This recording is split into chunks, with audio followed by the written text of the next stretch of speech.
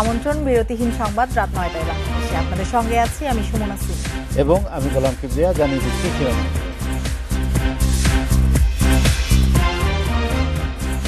হিসেবে কথা বলা এবং করোনাকে গুরুত্ব দেওয়া সহ ৫ কারণেই জো বাইডেনের বিজয়, বিবিসির গবেষণা।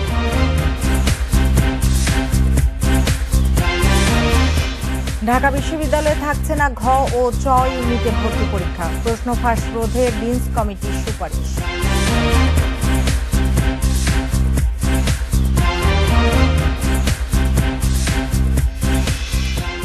দেশে করোনা পরীক্ষার ৯০% কিটের মান নিয়েই প্রশ্ন, আরও ১৮ জনের মৃত্যু, নতুন রোগী ১,৫০০।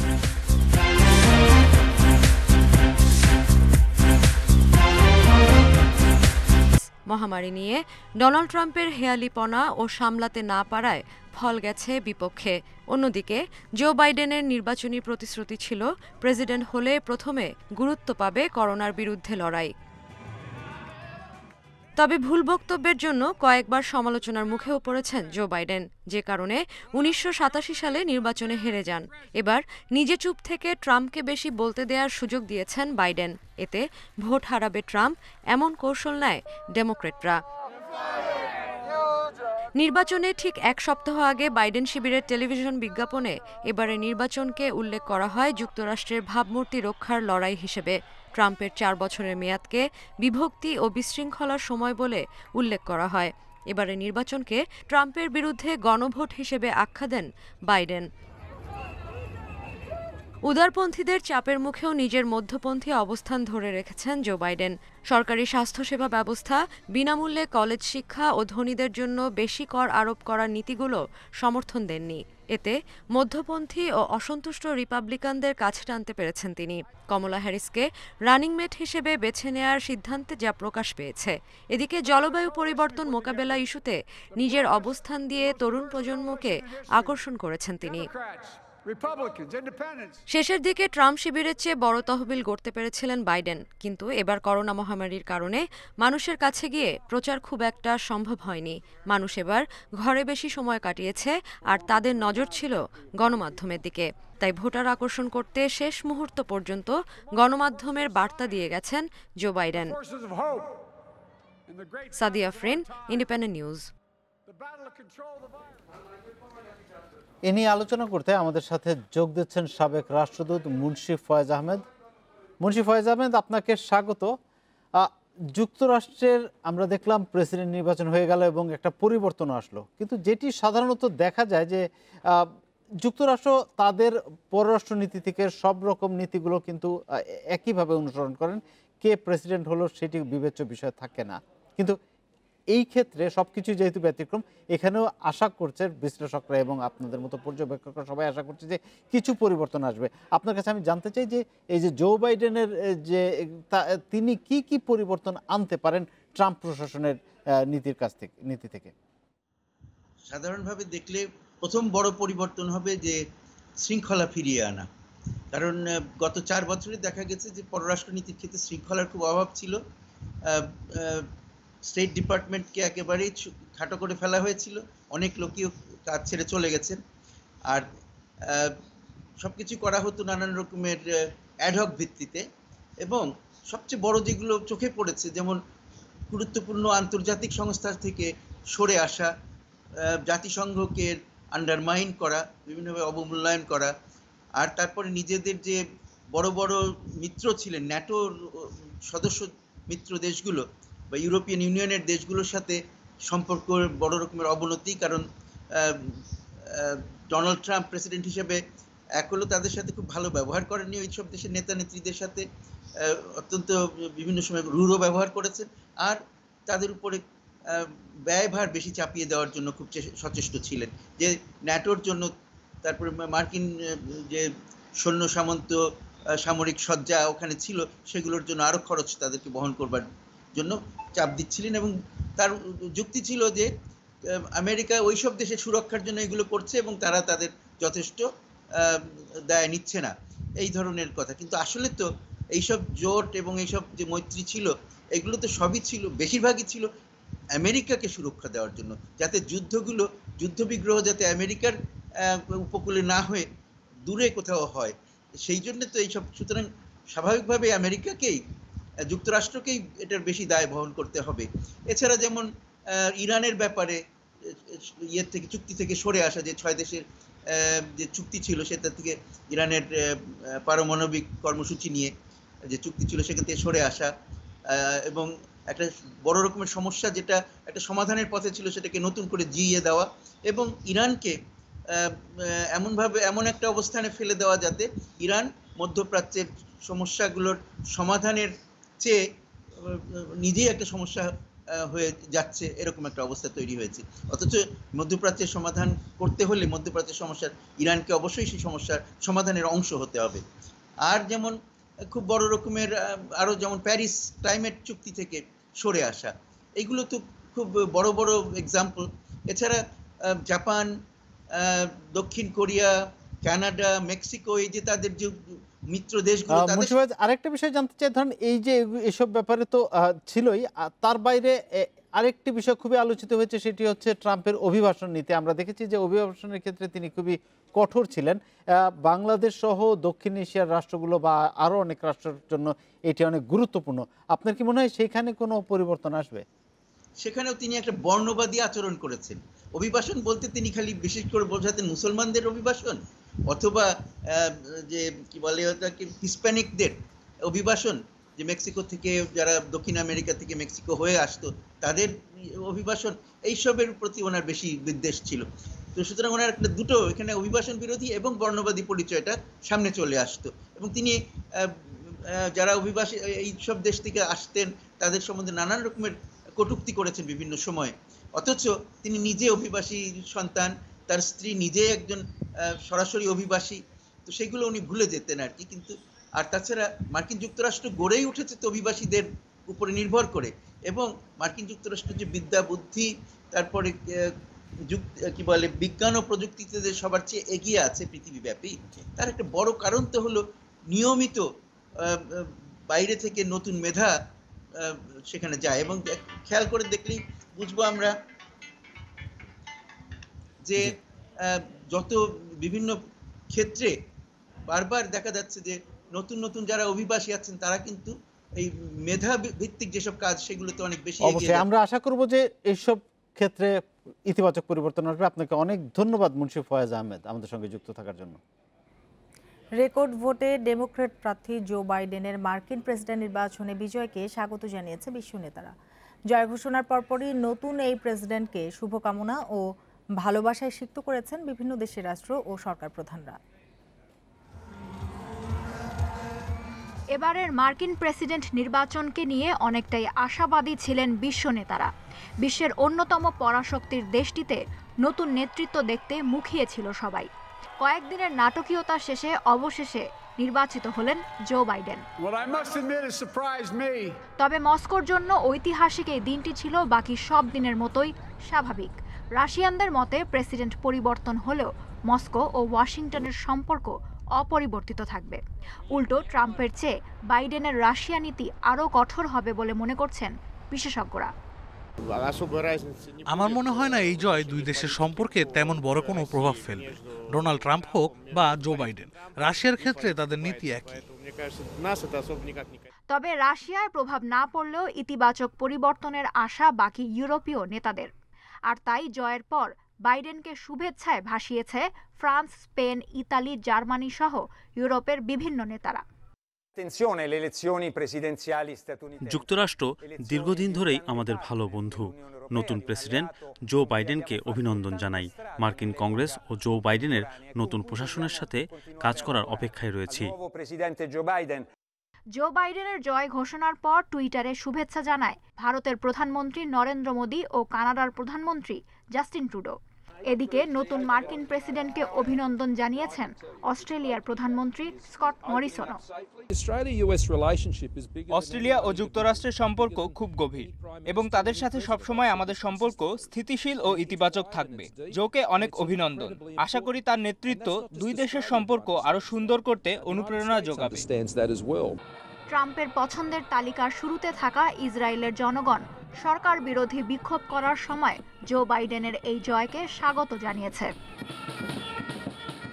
ট্রাম্প আমলে যুক্তরাষ্ট্রের প্রতি নিষ্ক্রিয় থাকা জার্মান সরকারও উচ্ছ্বসিত বাইডেনের জয়, একসাথে কাজ করার প্রত্যয় জানান। আমি মনে করি আমাদের নতুন করে শুরু করার সময় এসেছে। আমি আশা করছি বাইডেনের নেতৃত্বে জার্মান ও যুক্তরাষ্ট্রের সম্পর্ক ভালো হবে এবং আমরা একসাথে অনেক কাজের অংশ হব। এছাড়া ট্রাম্পের অভিশংসনের কেন্দ্রস্থল ইউক্রেনের প্রধানমন্ত্রীও শুভেচ্ছা জানাতে ভোলেননি জো ও কমলাকে। Lutfa Fauzia, Independent News. আগামী 21-22 শিক্ষাবর্ষ থেকে ঢাকা বিশ্ববিদ্যালয়ের সামাজিক বিজ্ঞান অনুষদভুক্ত ঘ এবং চারুকলা অনুষদভুক্ত চ ইউনিটের ভর্তি পরীক্ষা না নেওয়ার সুপারিশ করেছে বিশ্ববিদ্যালয়ের ডিনস কমিটি। 5টি ইউনিটের পরিবর্তে বিশ্ববিদ্যালয়ের ভর্তি পরীক্ষা নেওয়া হবে 3টি ইউনিটে। তবে চলতি 2020-21 শিক্ষাবর্ষে আগের নিয়মেই পরীক্ষা হবে 5 ইউনিটে। সকালে ঢাকা বিশ্ববিদ্যালয়ের ডিনস কমিটির সভায় এ সুপারিশ করা হয় বলে জানান উপাচার্য অধ্যাপক মোহাম্মদ আখতারুজ্জামান। সভায় এ নিয়ে পক্ষে বিপক্ষে আলোচনা হয়, সেখানে বেশিরভাগ ডিন প্রস্তাবের পক্ষে মত দেন। তবে একাডেমিক কাউন্সিলের সভায় বিষয়টি চূড়ান্ত হবে।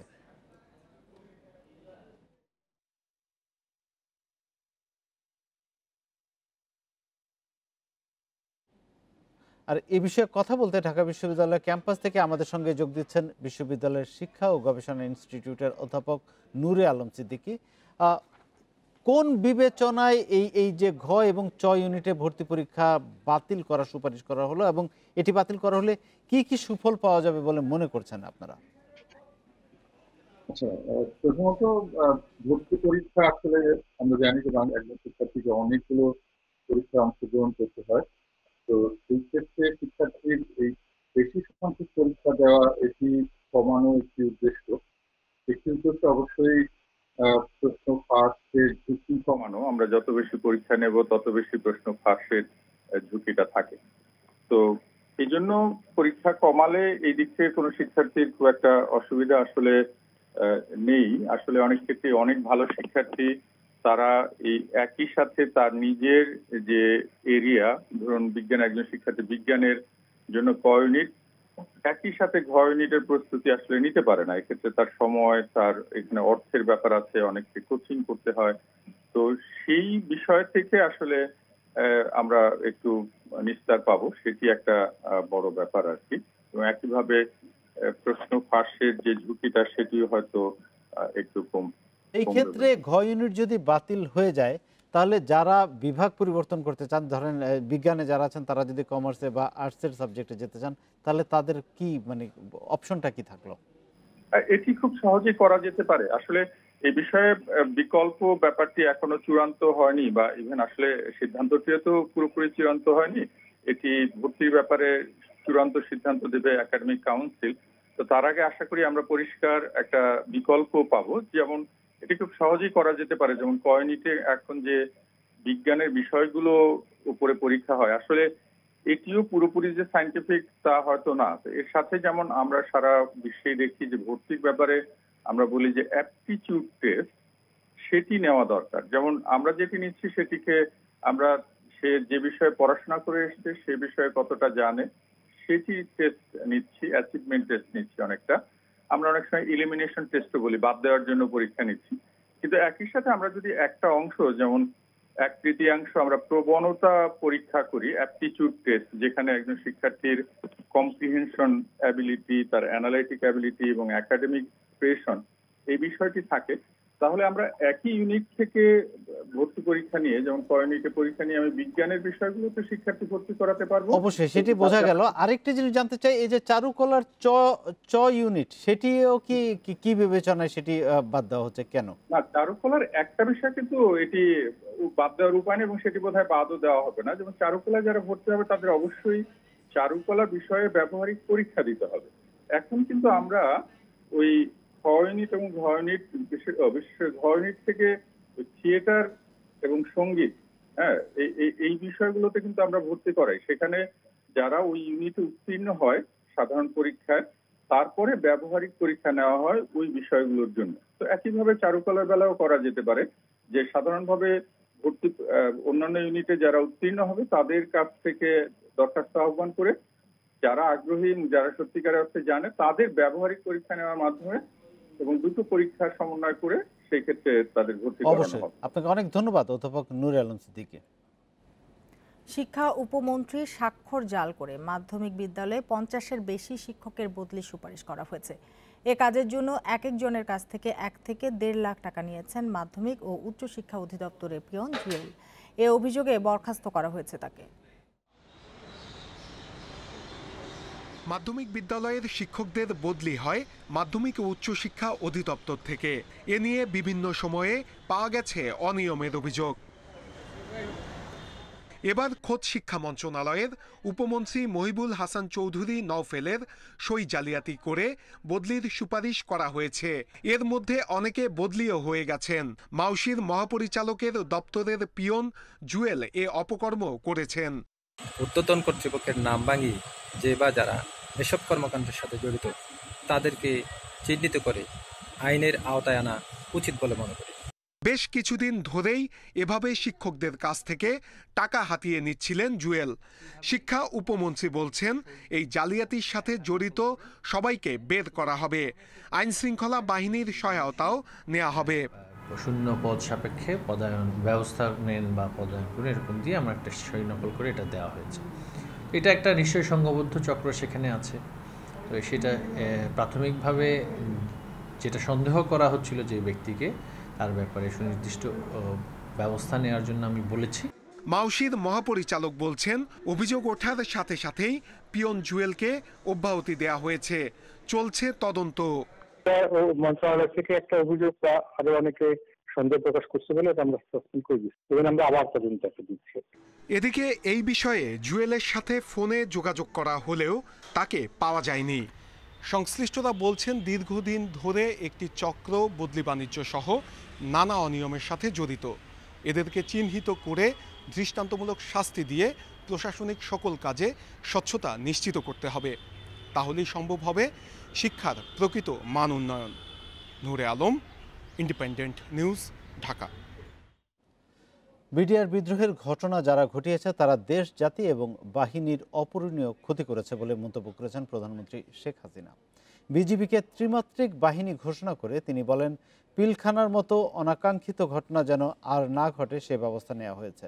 বিজিবি এয়ারউইংয়ের জন্য কেনা 2টি MI-71 হেলিকপ্টার উদ্বোধনী অনুষ্ঠানে প্রধানমন্ত্রী এসব কথা বলেন। সীমান্তের অতন্দ্রী প্রহরী বর্ডার গার্ড বাংলাদেশ বিজিবি প্রায় 225 বছরের ঐতিহ্যবাহী এ বাহিনী দেশের সীমান্ত ও সার্বভৌমত্ব রক্ষায় কাজ করছে নিষ্ঠা ও দায়িত্বের সাথে। বিজিবির আধুনিকায়নে এবার এয়ারউইংয়ে যুক্ত হলো 2টি MI-71 হেলিকপ্টার। বীরশ্রেষ্ঠ নূর মোহাম্মদ ও বীরশ্রেষ্ঠ আব্দুর রৌফের নামে হেলিকপ্টার দুটির আনুষ্ঠানিক উদ্বোধন করেন প্রধানমন্ত্রী শেখ হাসিনা। পিলখানায় বিজিবি সদর দপ্তরের অনুষ্ঠানে গণভবন থেকে ভার্চুয়ালি যুক্ত হন প্রধানমন্ত্রী। বক্তব্যে বিডিআর বিদ্রোহের ঘটনাকে অনাকাঙ্ক্ষিত বলে উল্লেখ করেন প্রধানমন্ত্রী শেখ হাসিনা। এর মাঝে কিছু ঘটনা ঘটেছে যেটা অনাকাঙ্ক্ষিত। এ ধরনের ঘটনা আর ঘটুক সেটা আমরা চাই না। তার জন্য অনেক প্রাণ ঝরেছে, যারা মারা গেছে তাদের আত্মার মাগফিরাত কামনা করি, এবং যারা এই ধরনের ঘটনার সঙ্গে জড়িত তারা নিজেদেরও যেমন ক্ষতি করেছে, বাহিনীর ক্ষতি করেছে, দেশের ক্ষতি করেছে। বাহিনীর পেশাগত দক্ষতা উন্নয়নে যা প্রয়োজন তা বন্দোবস্ত সরকার করবে বলেও আশ্বাস দেন প্রধানমন্ত্রী। প্রায় 12,000 বিজিবির নতুন সাংগঠনিক কাঠামো অনুযায়ী 5টি রিজিয়ন সদর দপ্তর স্থাপন করে কমান্ড স্তর সৃষ্টি করা হয়েছে, যেই বাহিনীকে আরও গতিশীল এবং ফলপ্রসূ করেছে। আর বিজিবির গোয়েন্দা সংস্থাকে শক্তিশালী করে বর্ডার সিকিউরিটি ব্যুরো স্থাপন করা হয়েছে। নতুন 4টি সেক্টর ও 5টি রিজিওনাল ইন্টেলিজেন্স ব্যুরো, 15টি ব্যাটালিয়ন স্থাপন করা হয়েছে। এছাড়াও নতুন 140টি বিওপি, 34টি বিএসপি এবং একটি এয়ারউইং সৃজন করার মাধ্যমে প্রথম পর্যায়ে পুনর্গঠন কাজ সম্পন্ন হয়েছে। 170টি বর্ডার পোস্ট আমাদের করা হবে। দেশের স্থল সীমান্ত দিয়ে প্রতিবেশী দেশের সঙ্গে বিরোধ, এরশাদ জিয়া সরকার কোনো সুরাহা করতে পারেনি বলেও উল্লেখ করেন সরকার প্রধান। জিয়া, এরশাদ, খালেদা জিয়া যারাই ক্ষমতা এসেছে তারা কখনো আমাদের এই সীমান্ত চুক্তি বাস্তবায়ন অথবা আমাদের সীমান্ত যে আমাদের এটা ব্যাপারে তারা কখনো কোনো উদ্যোগই গ্রহণ করেনি। যাক, আমি প্রথমবার যখন আসি তখন থেকে উদ্যোগ গ্রহণ করি, এবং পরবর্তীতে আপনারা জানেন যে ভারতের পার্লামেন্টে সকল দল মিলে আইন পাশ করে দিয়েছে, এবং আমাদের সীমান্ত এখন আমাদের সুনির্দিষ্টভাবে নির্দেশ করা হয়েছে। বিজিবিকে ত্রিমাত্রিক বাহিনী ঘোষণা করে সীমান্ত ও সার্বভৌমত্ব রক্ষায় সততার সাথে দায়িত্ব পালনের নির্দেশ দেন প্রধানমন্ত্রী। Khaled Raihan, independent News, Dhaka. Session জট নিরসন সহ 4 দফা দাবিতে রাজধানীর শাহবাগ মোড়ে অবস্থান নিয়ে বিক্ষোভ করছেন বেসরকারি মেডিকেল কলেজের শিক্ষার্থীরা।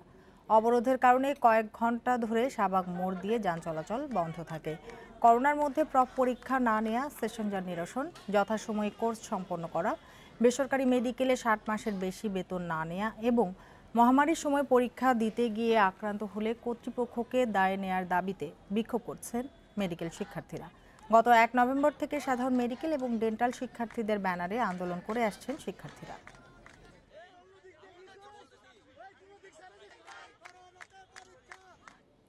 দেশে করোনায় আরও 18 জনের মৃত্যু হয়েছে।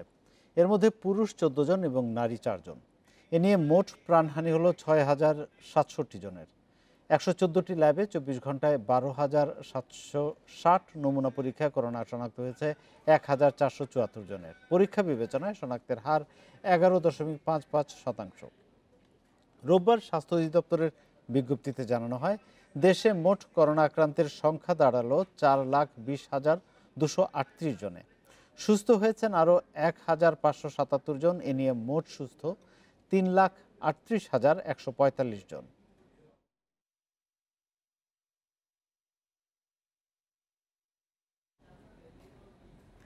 স্বাস্থ্য অধিদপ্তরের কেনা 90 ভাগ RT-PCR কিটের মান নিয়ে প্রশ্ন উঠেছে। সংক্রমণের 8 মাস পরও জরুরি পরিস্থিতির কথা বলে দেশের বেশিরভাগ ল্যাবে এসব কিটেই চলছে করোনা শনাক্তের কাজ।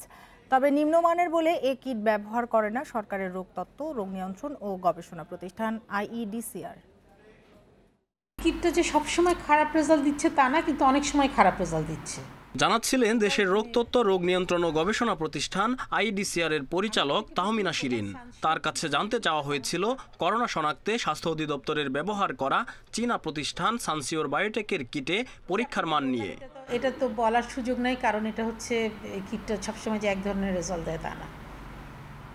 কখনো পজিটিভিটি বেশি আসে, কখনো পজিটিভিটি কম আসে, সুতরাং এটাকে আপনি ওইভাবে মাপতে পারবেন না। এবং এই সব কিছুই ডিপেন্ড করে হচ্ছে ওই রিলিজ বাফারের উপরে। রিলিজ বাফার ইউজ করলে কোয়ালিটি নিউক্লিক অ্যাসিড বার হয়ে আসে না কখনো। তবুও এই কিট কেন কিনছে কেন্দ্রীয় ঔষধাগার? এই প্রশ্নে তারা বলছে সবকিছুই হয়েছে স্বাস্থ্য অধিদপ্তরের নির্দেশে। তবে এ নিয়ে নানাভাবে চেষ্টা করেও অধিদপ্তর মহাপরিচালকের বক্তব্য পাওয়া যায়নি।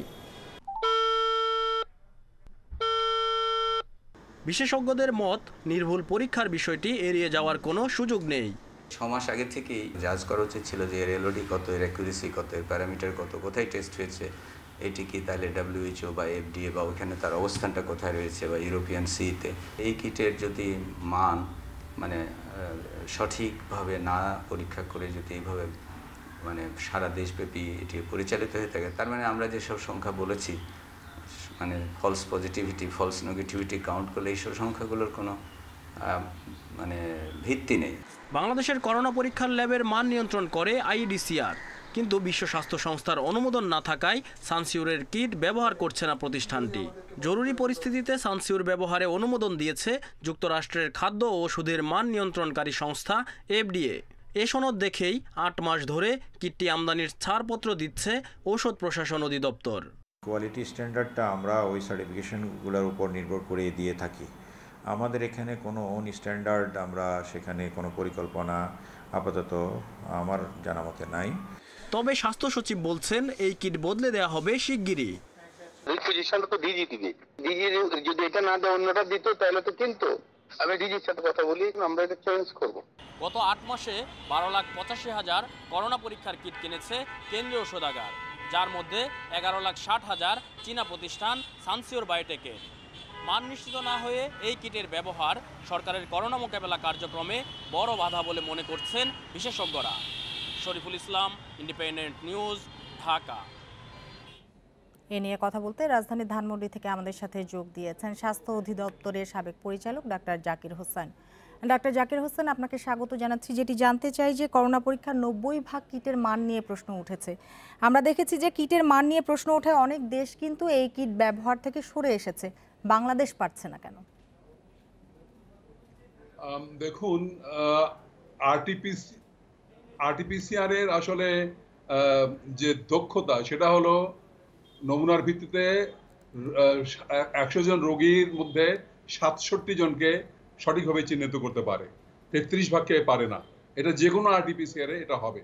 এখন কথা হলো এই 67 ভাগেরও কিন্তু আবার সবগুলো যে 67 ভাগ অর্জন করবে সেটা না, অনেকগুলো ফ্যাক্টরের উপরে এটা নির্ভর করে।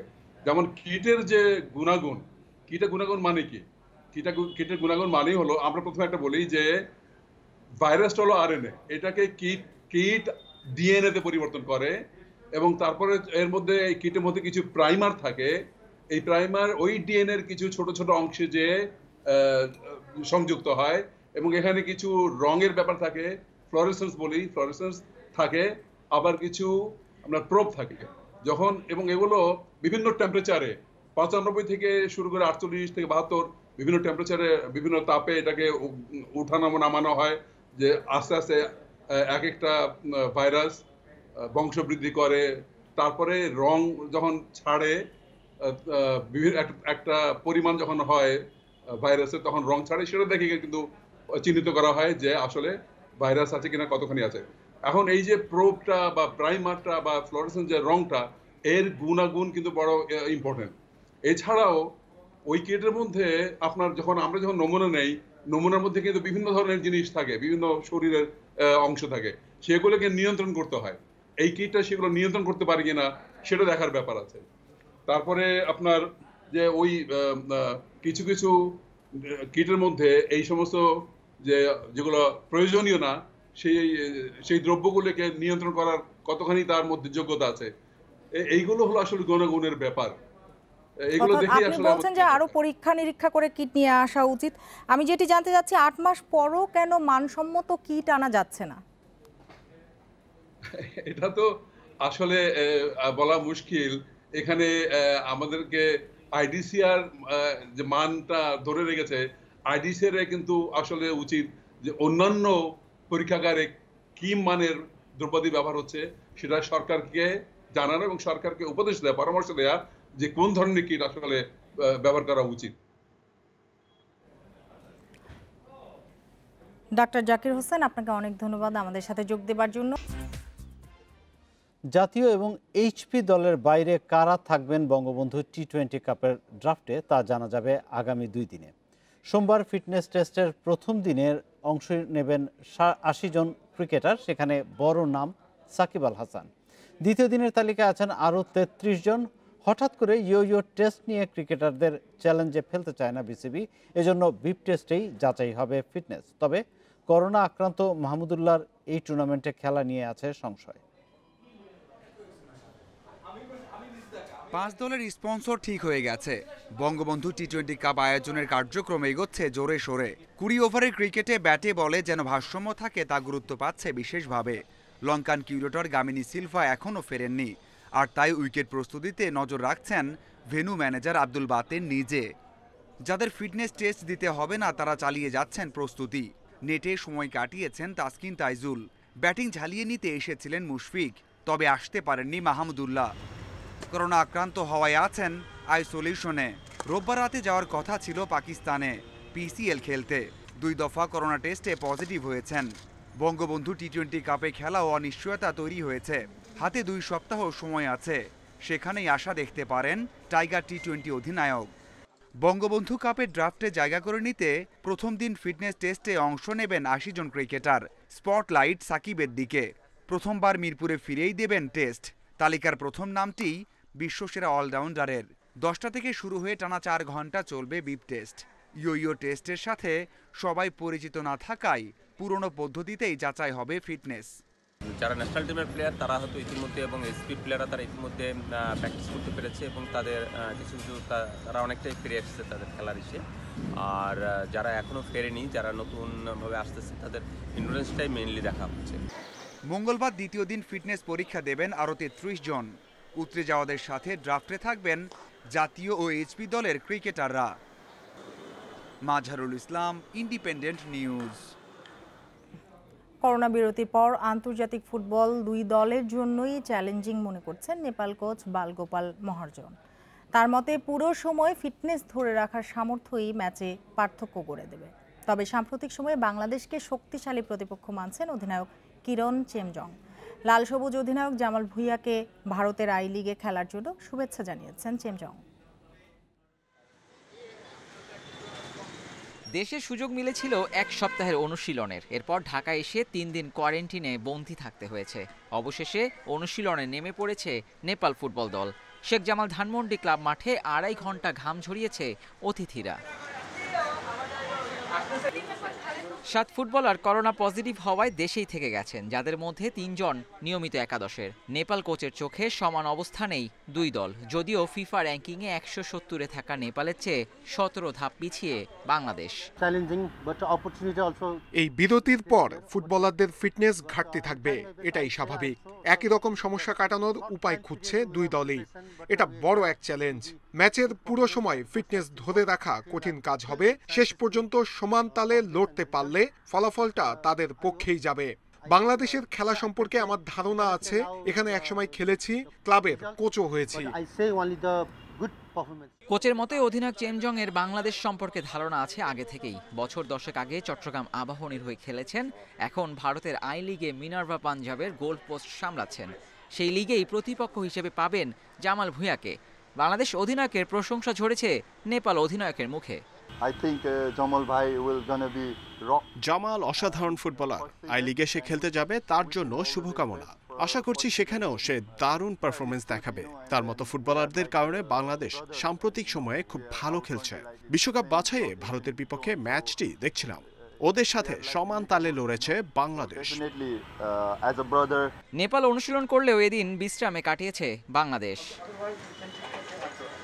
Abidur Rahman, Independent News, Dhaka. এবার জানাচ্ছি অন্যান্য খবর। অস্ত্র এবং মাদকের 2 মামলায় সংসদ সদস্য হাজি সেলিমের ছেলে ইরফান সেলিম এবং তার দেহরক্ষী জাহিদের 5 দিন করে রিমান্ড মঞ্জুর করেছে আদালত। এর আগে নৌবাহিনী কর্মকর্তাকে মারধরের মামলায় 2 জনকেই 5 দিন করে রিমান্ডে নেয় পুলিশ। গত 26 অক্টোবর পুরান ঢাকায় ইরফান সেলিমের বাসায় এক অভিযানে অবৈধ পিস্তল, বিদেশি মদ এবং ওয়াকি টকির সরঞ্জাম উদ্ধার করে র্যাব। চকবাজার থানায় র্যাবের দায়ের করা অস্ত্র ও মাদক মামলার রিমান্ড শুনানির জন্য রোববার সকালে কাশিমপুর কেন্দ্রীয় কারাগার থেকে পুরান ঢাকার নিম্ন আদালতে নিয়ে আসা হয় ইরফান সেলিম ও তার দেহরক্ষী জাহিদকে। বেলা 11টার দিকে প্রথমে মাদক মামলায় আসামিদের ঢাকা মহানগর মুখ্য হাকিম আদালত 5-এ উপস্থাপন করে 7 দিনের রিমান্ড চায় পুলিশ।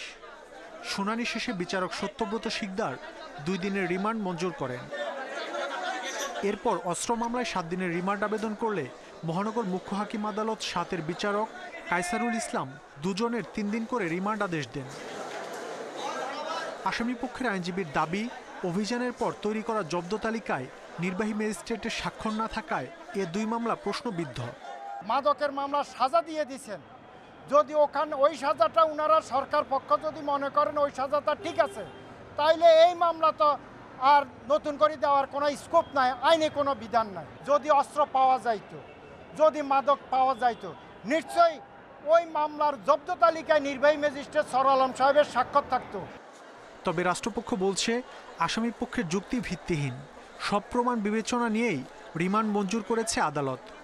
আসামি পক্ষে ওনারা কি বললেন সেটা মুখ্য বিষয় না, আমাদের রেকর্ডে যা আছে রেকর্ডের উপরে আমাদের থাকতে হবে। রেকর্ডে যেভাবে বলা হয়েছে আমরা সেভাবেই আদালতে আমরা সেটা উপস্থাপন করেছি। এই মাদকের উৎস কোথায় এবং এই রুট কোথায়, কোথেকে মাদকগুলো এসছে এবং কারা কারা এর সাথে সম্পৃক্ত আছে, এগুলো উদ্ঘাটনের দরকার। গত 25 অক্টোবর রাজধানীতে নৌবাহিনীর এক কর্মকর্তাকে মারধরের ঘটনায় ওয়ার্ড কাউন্সিলর ইরফান সেলিম সহ 5 জনের বিরুদ্ধে হত্যাচেষ্টার মামলা করেন ওই কর্মকর্তা। পরদিন পুরান ঢাকায় ইরফান সেলিমের বাসায় র্যাবের অভিযানে উদ্ধার করা হয় একটি অবৈধ পিস্তল, বিদেশি মদ, 38টি ওয়াকি টকি, 5টি ভিপিএস সেট সহ অন্যান্য সরঞ্জাম। এ সময় র্যাবের ভ্রাম্যমাণ আদালত ইরফান সেলিম ও দেহরক্ষী জাহিদকে 1 বছরের কারাদণ্ড দেন। পরে ইরফান সেলিমকে ওয়ার্ড কাউন্সিলর পদ থেকে সাময়িক বরখাস্ত করা হয়।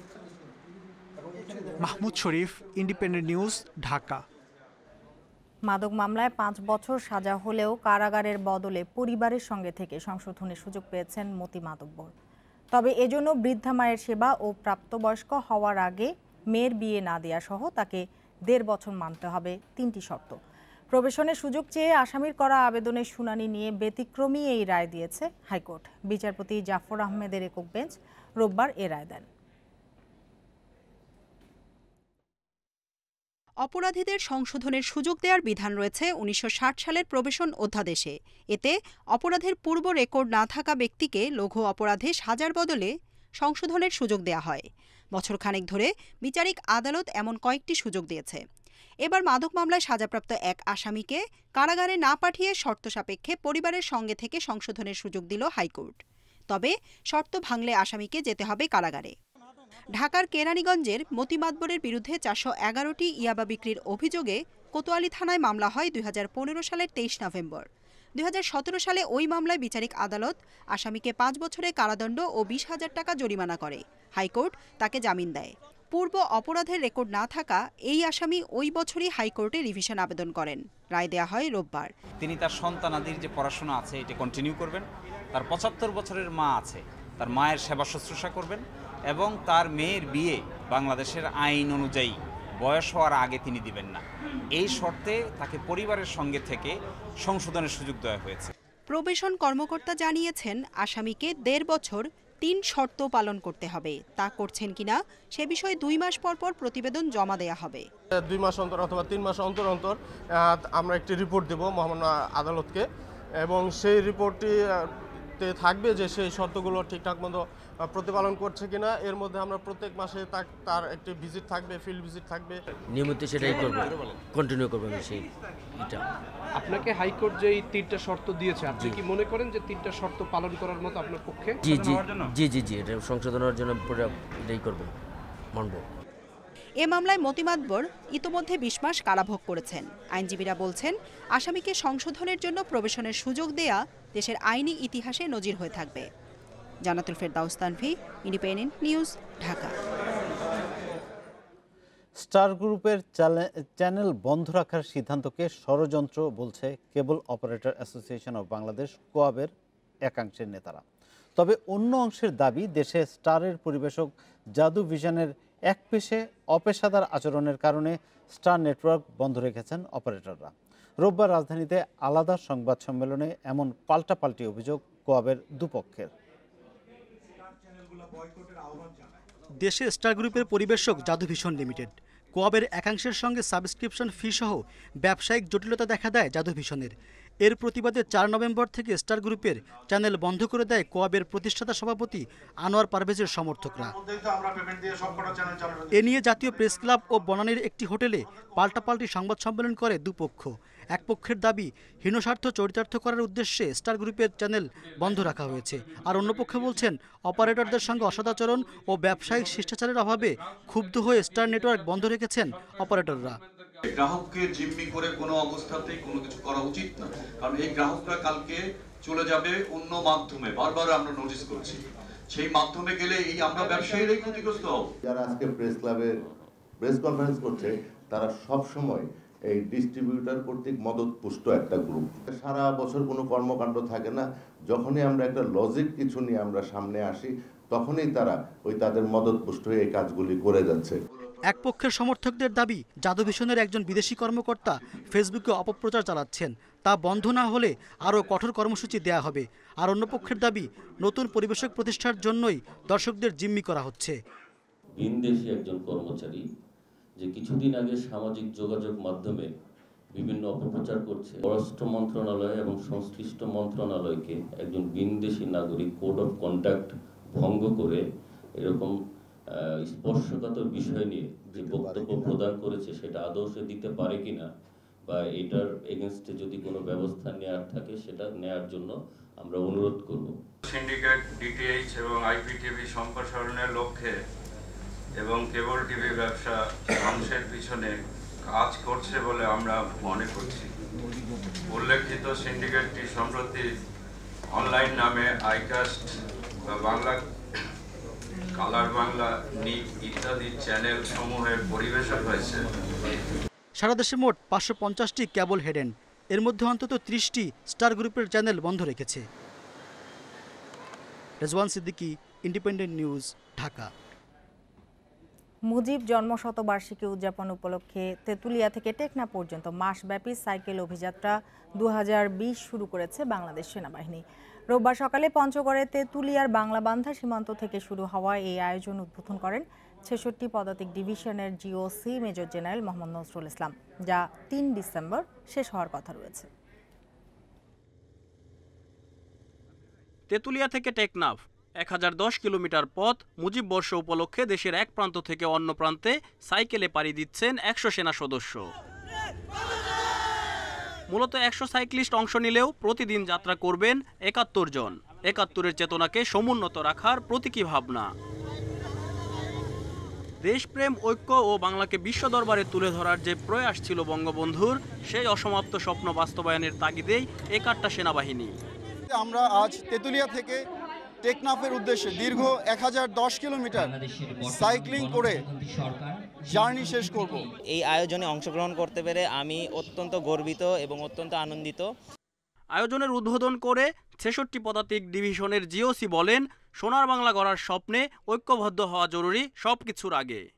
বাংলাদেশের স্বাধীনতা এবং অখণ্ডতা রক্ষার ক্ষেত্রে, সার্বভৌমত্ব রক্ষার ক্ষেত্রে বাংলাদেশ সেনাবাহিনী অতীতের ন্যায় সার্বিকভাবে জনসাধারণের আস্থার একটি স্থান এবং তাদের উপর অর্পিত দায়িত্ব যে কোনো বিনিময় হোক না কেন অত্যন্ত উৎকর্ষতার সাথে এবং অত্যন্ত যে কোনো মূল্যের বিনিময়ে এটা পালন করবেই। 15 জেলা ঘুরে 26 দিনের এই আয়োজন শেষ হচ্ছে টেকনাফের শাহপরীর দ্বীপে। 5 ডিসেম্বর কক্সবাজারের জল তরঙ্গে এর সমাপনী অনুষ্ঠান হওয়ার কথা। Shariful Islam, Independent News, Banglabandha, Tetulia. VIP দর্শনার্থীদের আবদার মেটাতে প্রজনন ক্ষমতা নষ্ট করা হচ্ছে দেশের একমাত্র সরকারি কুমির প্রজনন কেন্দ্রের 3 কুমিরের।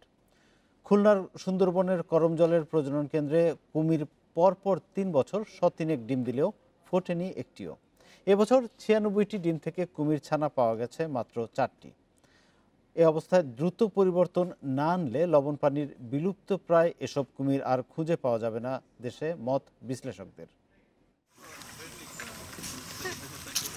বিলুপ্তপ্রায় লবণ পানির কুমিরের প্রজনন বৃদ্ধি ও সংরক্ষণের লক্ষ্যে 2002 সালে পূর্ব সুন্দরবনের চাঁদপাই রেঞ্জের করমজলে প্রায় 32 লাখ টাকা ব্যয়ে সরকারিভাবে গড়ে তোলা হয় দেশের একমাত্র কুমির প্রজনন কেন্দ্র।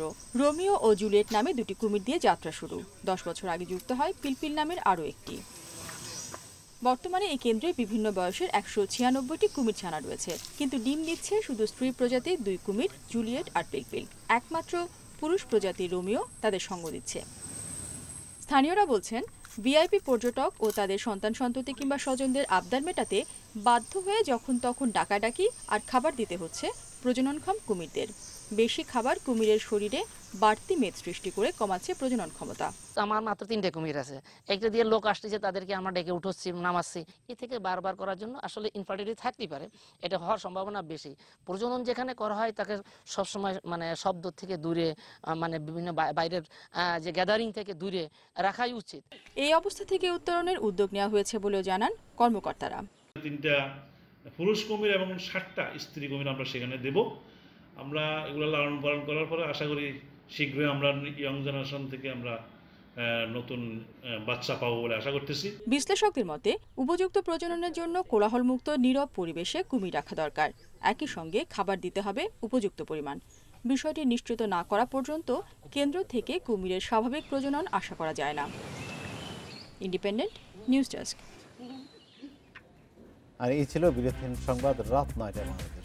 ইন্ডিপেন্ডেন্ট টেলিভিশনের সব খবর আরও বিস্তারিত জানতে চোখ রাখুন ফেসবুক, ইউটিউব এবং টুইটারে। ধন্যবাদ সবাইকে এতক্ষণ সাথে থাকার জন্য।